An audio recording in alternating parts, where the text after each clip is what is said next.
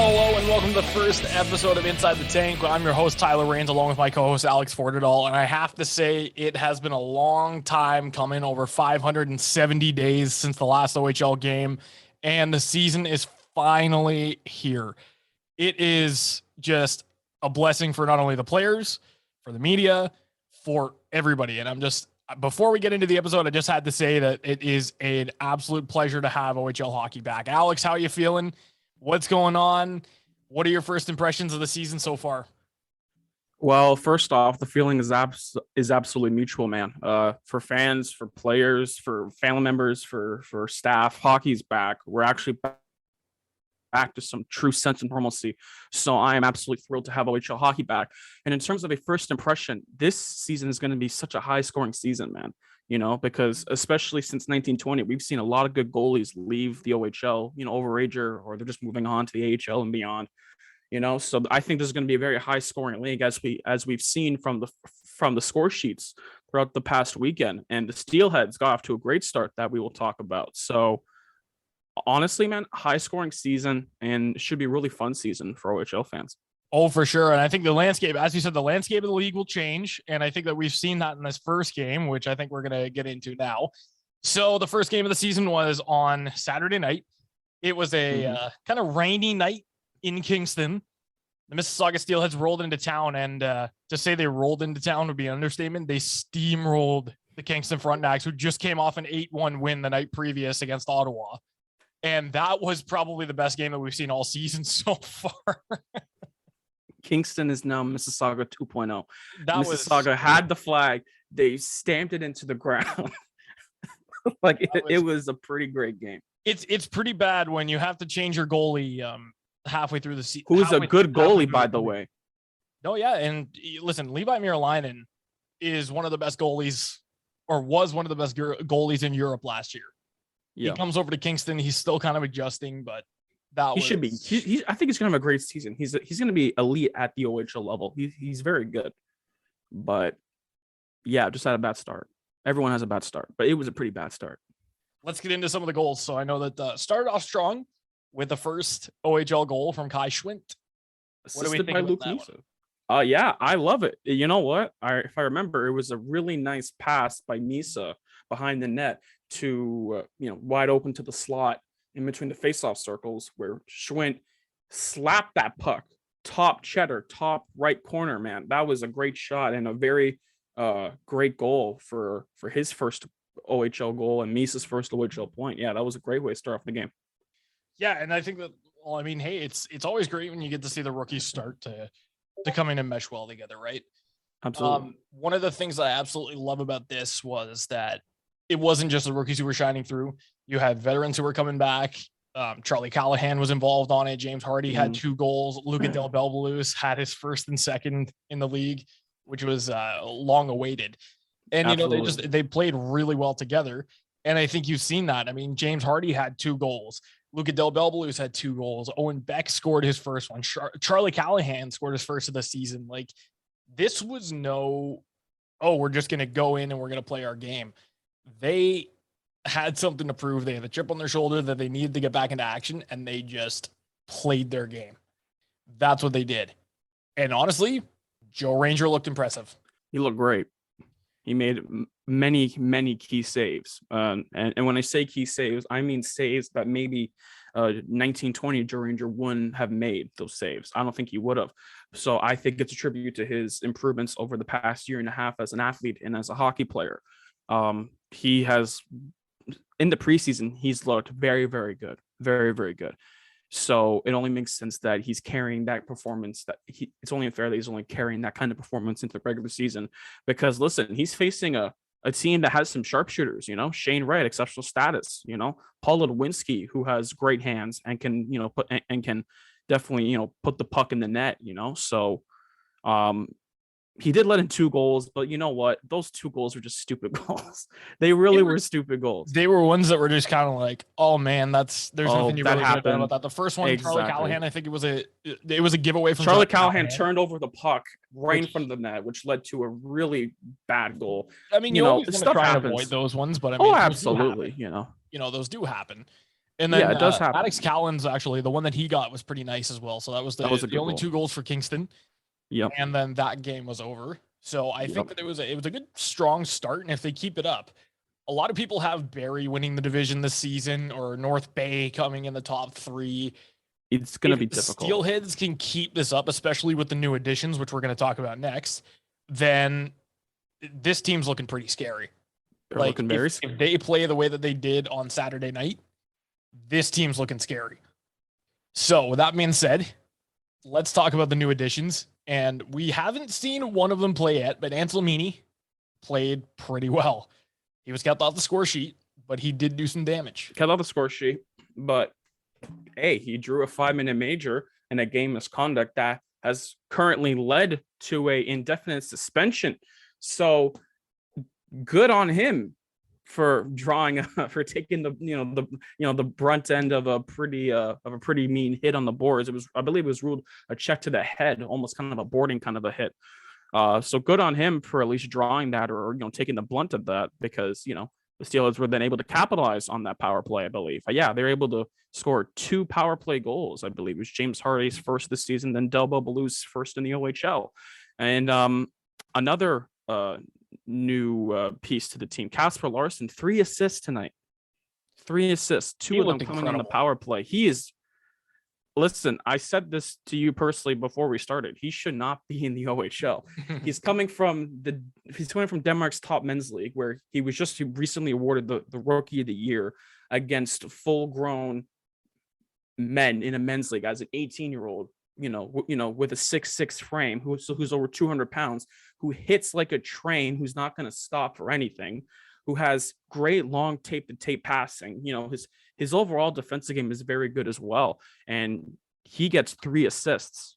2 of them are on the power play, sure. But if you can have that kind of defenseman who can both play incredible defense and play good offense and contribute to, the forechecks and contribute to the special teams like that, then you got yourself a winner right there, I agree. And, and 3 assists is not nothing. 3 assists is 3 assists. And all those goals, just looking at it, he was key contributors to those plays. Those plays happened because of him, because of his passing. So I think he's probably the biggest new piece to this team.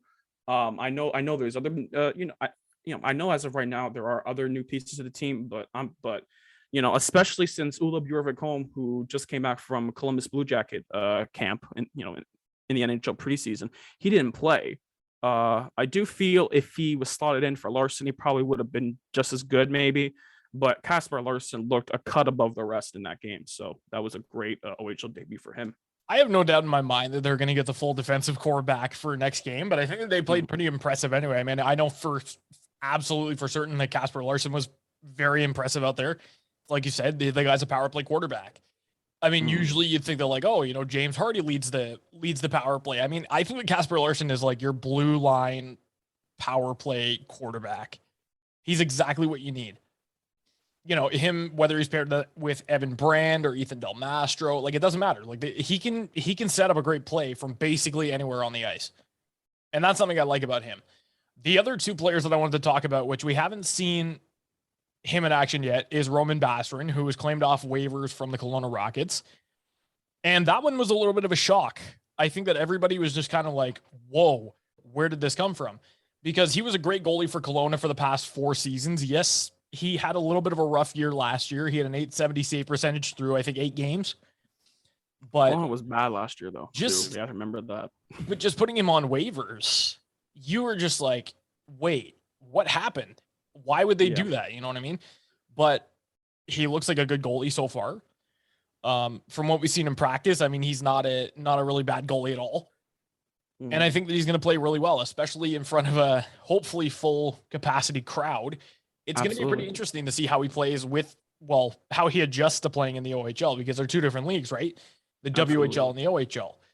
But I think that he's a great addition to the team. I think him and Joe Ranger are going to hold down the crease pretty well. I think that, with a strong defense in front of them and an even stronger offense in front of them, this team is going to be pretty scary. Oh, absolutely. And if there's one thing I could say about Bazrin is that he's an absolute workhorse. He's the epitome of an Ironman Oh yeah. because, with his time with Kelowna, he had two back-to-back 50 plus games played seasons. Like that's incredible. And we saw in 1920 that James Richmond didn't necessarily have, at least compared to now, he didn't have that much confidence in Joe Ranger. So Kai Edmonds was an absolute workhorse, who played over 40 games, I believe, something along the lines of that, right? So you know what, losing a guy like Kai Edmonds, who you rely on in terms of always being in the net day in and day out, kind of that workhorse too.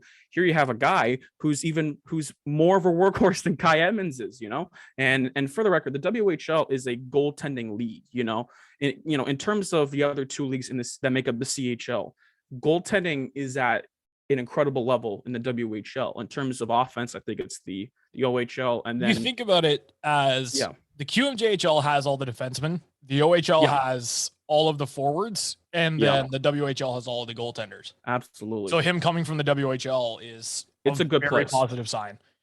Absolutely. So, but yeah, this team is looking pretty scary this year, and I'm gonna be honest. I mean, I'm looking forward to more games from these guys. I think they're playing next week, Friday and Sunday. They're playing in North Bay and I believe Barrie, and this is gonna be an interesting weekend because they're not at home yet. The home opener is on October 22nd. Then they're in Niagara on the following Saturday night, and then they're back home to face Hamilton on the Sunday, which those three games, I think back to back to back games are a little bit like it's terrible. It should not be in hockey. That does not happen at the NHL level. It does not happen at the AH. Actually, doesn't happen at the AHL level. I know they play back to back. No, they do 2-game back to back sometimes, but yeah. 3 games in a row. That's not right. I don't think that's personally right. And in terms of their schedule, actually, Tyler, this upcoming Friday, they play on Friday in North Bay and then Saturday in Barrie. So you were right in terms of who they play. Just the that's dates, right. Yeah, just wrong day. Yeah, they're playing all good. No, but they're I'm playing. Still getting used to the schedule. No, it's a weird schedule, especially since the Steelheads are facing a smaller group of players or a smaller group of teams, right? Because in terms of schedule, they don't want teams to go to America. The American teams are playing only American teams for the first month or so, I believe. So, but these next 2 weeks are pretty hectic. They're playing back to back this upcoming Friday and Saturday. And then next week, they're playing back to back to back Friday, Saturday, Sunday against pretty decent teams. North Bay is the epitome of that decent team in terms of what their young forwards can bring against them in terms of, actual play. So they have a pretty hectic schedule for the next 2 weeks, but I think it's a pretty good way to start the season to get their adrenaline going, and to get the skates going. Speaking of getting the adrenaline going and the skates going, let's talk a little bit about the captaincy. So the Steelheads recently announced their leadership group. Ole Bjorkholm, James Hardy, and Ethan Del Mastro. So Del Mastro got the C, and then the other two got the A's. What do we think about that? How did you react when you first heard it? And just what are your thoughts? Do you think that this is a good change? I think it's great. Personally, I think it's great. I think it's fine. I have no personal issue with Ethan Del Mastro being the captain. I will say though, I was earlier in the offseason, I was a huge advocate for Aiden Pruder getting the captaincy, just strictly based on his OHL experience alone, because I do believe to be an effective captain, one has to have the experience to back it up. Oh, I agree. And Aiden Pruder is the most experienced guy on the team. He's coming into his 5th OHL season, I believe. So, and he is a good character guy. Listen, we've had him on the podcast before. He's an incredibly nice guy. So those are to me the 2 key recipes for what a good captain should be. Good character and experience. Ethan Del Mastro, I have not had the privilege of talking to him before. We have not had the privilege of getting him on here for an interview, but I imagine he's good character. James Richmond, I believe, head coach of Steelheads, would not name a guy of bad character the captain of this team. Del Mastro is the defender on the team, though. It's no question about it. Recently drafted by the Chicago Blackhawks for a reason, and he's arguably the best defensive defenseman in the OHL. I think he is the best defensive defenseman in the OHL. So in terms of how he plays, sure, I get it. It makes sense to name him captain. Experience. Listen, for the past year and a half, he's had some pretty good experiences. He was with Shane Wright in Team Canada for the, U18 World Juniors. They won gold. He played with incredible guys. He learned from incredible people like Team Canada. So maybe that bolstered his mentality. Maybe that bolstered his experience overall. Only time will tell as the season's just getting underway. I'm not upset with it. I think it's a fine pick. I love James Hardy getting the A. Class act, character guy getting the A, I think it was about time that he got a letter because, I mean, just seeing how much of a leader and how much he cares about his teammates that he truly is, it's really nice to see that he at least got a letter. You know what I mean? I think that, they couldn't have chose a better leadership group. It's usually you would have gone with 3 alternates, but I see why they did it. I mean, you got to pick the leaders on the team, right? Yeah, and I will say with Olav Jorvikholm as well, since the time off of no OHL hockey, he's been playing in Norway's top men's league. So that's also critical experience right there. Playing against grown men, playing in a more competitive, more physical, dominating, league and environment. So I think that's pretty fair to give him an A as well, just based on his experiences. So, and he's also a good character guy.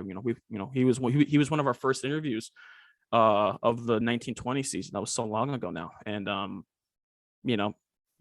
that's also a good pick. So listen, even though, and I've said this time and time again, even though you've got a letter on your jersey, doesn't mean, or if you don't have a letter on your jersey, it doesn't mean that you're not a good leader. You can be a leader and not have a C or an A. Oh, absolutely. Like there's such a thing as being a good leader, and it's leading by example. I think that this team is full of leaders. Full of people who are willing to learn and to teach people what they know and just things like that. So I think this is a very well meshed together team. And I think that their leadership group was an excellent choice by James Richmond. It's something that I think in the long run is probably going to be one of the best decisions he's ever made. Yep. So this one's going to be really, really interesting to see how they fare this year under the leadership group that they have. And, going into next week's games, I want to see them go out there and just continue that fight because, I mean, so far they've looked really good. And that's a result of structure. You know what I mean? You don't get that from just, not playing. Absolutely. They had a little bit of a rough preseason, but I think that they're ready to do this thing now. The preseason is the preseason for a reason. The preseason is full of games that don't matter because the whole point of the preseason is to make mistakes in the preseason so you don't make them in the regular season. And I think that's what's happening now because beating Kingston, some may say they're a one-line team, but still, they're not a garbage team. They've got depth, but we just didn't see that specific game. Oh, absolutely, because the Steelheads completely shut them out. They completely shut them out. So, and it's like you and I were discussing over the last couple of days leading up to when the season starts. This is perhaps the best defensive team that the Steelheads have ever had. Oh, absolutely. The amount of the forwards getting in on it. The defensemen are just it's amazing to see. Yeah. It's really amazing. Absolutely. Absolutely. And absolutely. And you know what? Why don't we, because I was going to talk about a rookie. We might as well talk about, some of the rookies that made an impact in that game, and a lot of them are 200-foot players. They go back in their own end and play good defense. One of them, Owen Beck, who scored his first OHL goal on a great deflection, good hand-eye coordination from, tipping in a puck from the shot from the point, he played good defense. He came back. Xander Vecchia as well. Honestly, he played similarly to Owen Beck, has good offensive prowess, but gets back in his own end to apply good defensive pressure to the opponent. James Hardy as well, multiple times hustling back in his own end, because all that does, it relieves pressure off of the actual defenseman. That gives them an energy boost and an overall morale boost, knowing that the forwards are also helping them out. It's a great system they have going on there. And it's good to see that because I mean, before you look at the 1920 team, they were basically offensive oriented, right? Offense is the best defense because Thomas Harley was their best defender, right? But he was a pure offensive guy. Exactly. You look at him now, he's developed himself into a two-way defenseman, but this year it's a lot different, right? You see a lot of the forwards, and I was very surprised with Owen Beck, which by the way, he's crazy when he's on the ice. The guy sometimes is the first player back before the defense even. Yeah. And that's just something that I like to see because, I mean, like, hey, you don't usually see forwards coming back like that. You know what I mean? Exactly. So to see that happen and to just see how defensively he plays sometimes is just amazing. It's something that you love to see. It's something you absolutely love to see. I was a big fan of Xander Vecchia, the way that he played. Another player that really stood out to me was Luka Del Belbaluz. I think that, Oh, he absolutely. found his game. I think Yeah. he's at a level now where he's comfortable. He had a Yeah. goal and 2 assists in that game against Kingston. Two And goals. Yeah, or two yeah, goals in sorry, that yes, game. sorry, 2 He had goals that and an assist. incredible wraparound goal. That's a Yeah, goal of exactly. the week contender he had.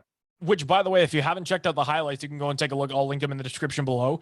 But I felt that a lot of these guys had, in the time off that they had, they've changed. Like, this is not the same Steelheads team that we've seen in 1920. They've evolved.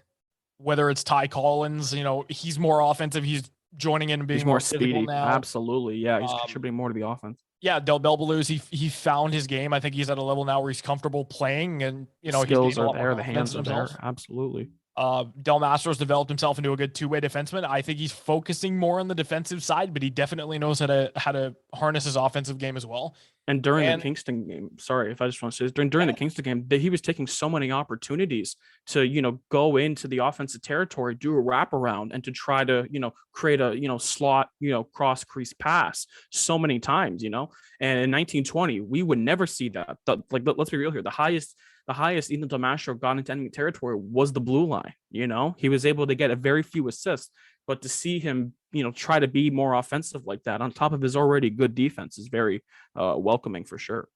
And another thing that I just want to say, and I need to get this off my chest because a lot of people are doubting me when I say it, we're going to see a 50-goal season, and I think it's going to come from James Hardy. Really?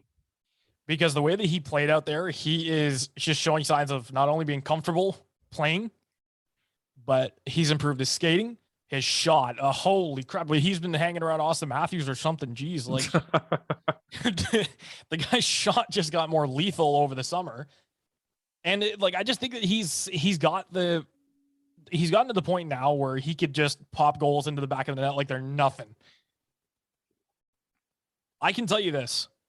You are going to see on this team one 100-point scorer, this year, 35+ goal scorers, and you're going to see someone with 60 assists at least this season, just based on what I've seen. I would love to make a bet on that. That would be awesome. What's a friendly bet, right? But I think with the way that they're playing, and if they keep playing the way that they do, without a doubt, you're going to see somebody on this team reach 100 points. I think Hardy's going to hit 50 goals. Yeah. Just based on the fact that, you look at the season before this, he almost had 40.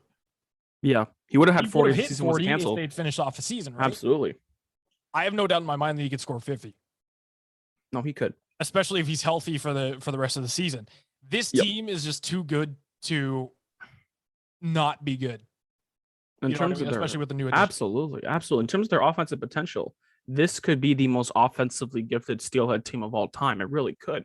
So, this season and the next 2 years of Steelhead hockey are going to be absolutely incredible to see here because, and to also think here, the Steelheads beat Kingston 7-2 without, think about it, without Stefan Forgione in the lineup, who's a really good passer, without Carson Christie, who's currently dealing with a long-term injury, so to see, absolutely, Yeah, and see, the thing is too, this lineup is already good with the players it has in. Yeah. And the scratches, they're even better. They really are. There is no bad player on this team currently. And again, stop me if I sound like a homer here. Mm-hmm. But there are a lot of good players on this team that I think it doesn't matter if they're sitting out or they're playing. They are amazing, talented players, and I think that this is the first year that we don't have somebody, and I'm not going to mention names, who it just doesn't skate well or doesn't shoot well or things like that, who are nervous to shoot. So this is a very talented group of players, and I think that this, I'm not going to say it, this will be a team that is going to go far this year. Okay, you just said it. Oh no, I was going to say something else, but I don't want to jinx it. Don't jinx it. Don't jinx it. This is going to be a team that goes far this year, whether it's the regular season or the playoffs. Time will tell. It's going to be one to look forward to. That's for sure. Let's, before we end it off, I want to talk a little bit about what would you like to see from this team going forward? Do you think that they, is there anything that they could change or Do you think it's just perfect the way that it is? I will say though, in terms of just capitalizing on their overall defense, I would say just making sure that they sustain it for a full game, because we saw it in the preseason and we also saw it a bit in the Kingston game. Steelheads were up by a very large margin. They had 2 games, one in the preseason against Guelph, where I believe they were up either 4-1 or 5-1 or 6-1, something along the lines of that. But they defensively collapsed, and Guelph came back to win. Yeah. They didn't collapse against Kingston, but they let in 2 goals when they had a tremendous lead in the third period,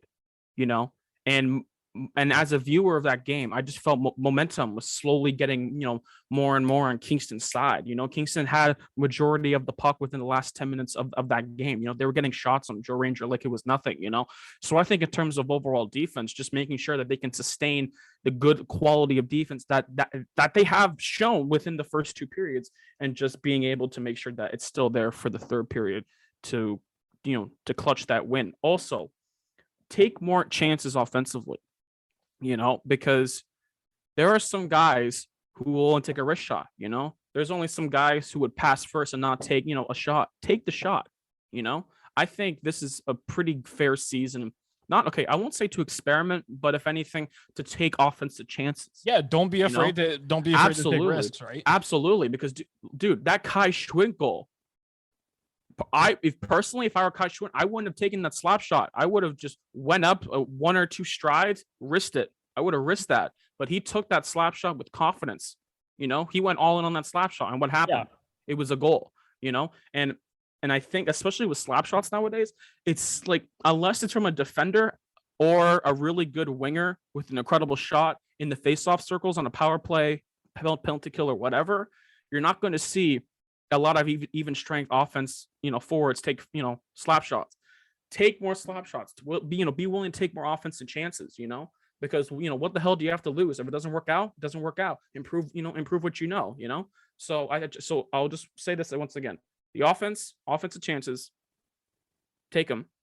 And the defense, make sure it's fully consistent for all 3 periods. Like I said, yeah, if you're not doing anything on October 22nd, come on down to Paramount Fine Food Center, where you can see some great hockey being played. They're playing the Ottawa 67s. Tickets are not expensive at all. So I would definitely recommend checking them out. And if you're not doing anything on Sunday afternoon, definitely go to the game against Hamilton too. After church, head to the rink. Why not? Yeah. Exactly. There you go. As Wayne Gretzky once said, it's hockey and church. Hockey and church. That's what it's all about. But that's it for this one. Thank you very much for joining us on this amazing journey. We're looking forward to creating more content, having some more players on the show throughout the season, and just making sure that this is going to be a really fun one. So on behalf of Alex and myself, thank you very much for listening.